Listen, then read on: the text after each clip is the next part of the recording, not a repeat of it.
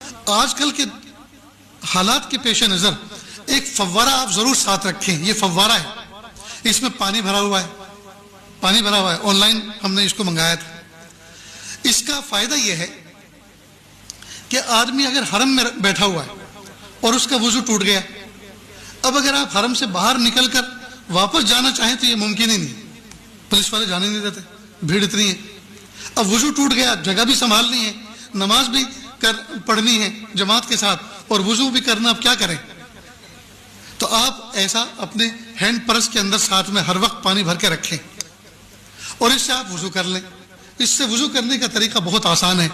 جیسے میرا کندھے کا رومال ہے، یہ چھوٹا سا جو نیپکن آتا ہے تھوڑا موٹے والا، وہ اپنے ساتھ ہر وقت رکھیں، اس کو گود میں بچھا لیں، ٹھیک، اور آستین چڑھائیں. اور اس سے وضو کرنے کا طریقہ یہ ہے کہ وضو میں سب سے پہلے کلی کی جاتی ہے، ہاتھ دھوئے جاتے ہیں، ٹھیک، اس کے بعد کلی کی جاتی ہے، ناک میں پانی ڈالا جاتا ہے. لیکن یہ فرض نہیں ہے، یہ اگر نہیں بھی ہوگا تو بھی وضو ہو جائے گا. سب سے پہلا فریضہ کیا ہے؟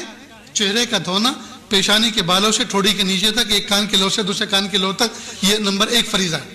لہذا اس کا ادا کرنے کا طریقہ یہ ہے کہ آپ ایسے کریں.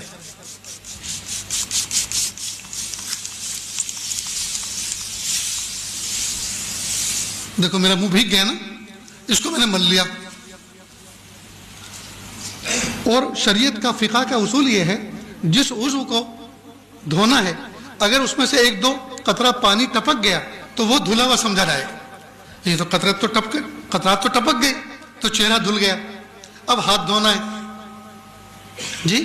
دوسرا فریضہ انگلیوں سے لے کر کوہنی تک، کوہنی سمیت اپنا پورا ہاتھ دھونا، دونوں ہاتھ دھونا. تو اس کا طریقہ یہ ہے کہ آپ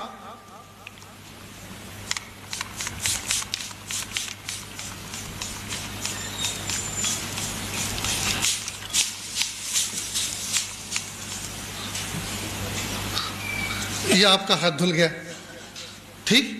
اسی طرح سے دوسرا ہاتھ دھونا ہے، اسی طرح دوسرا ہاتھ دھونا ہے. آپ میری طرف دیکھیں، بہت اہم کام چل رہا ہے. دروازہ کھولنا تو آپ نے یہ بچپن سے دیکھتے آئے، کھولتے بھی ہیں اور بند بھی کرتے. تم بھی کھڑے ہو یار، جو نہیں دیکھنے کا ہے وہ دیکھتے ہو، جو دیکھنا ہے اس کو نہیں دیکھتے. تو دوسرا ہاتھ بھی ہو گیا، ٹھیک. یہ تو میں نے وقت کو بچانے کے لیے ایک ہاتھ کو صرف ایسے ہی بتا دیا، ایک ہاتھ ایسے، تو دوسرا بھی ایسے دھونا ہے. اس کے بعد پھر ہاتھ کو تر کیا دونوں اور سر کا مسح کر لیا.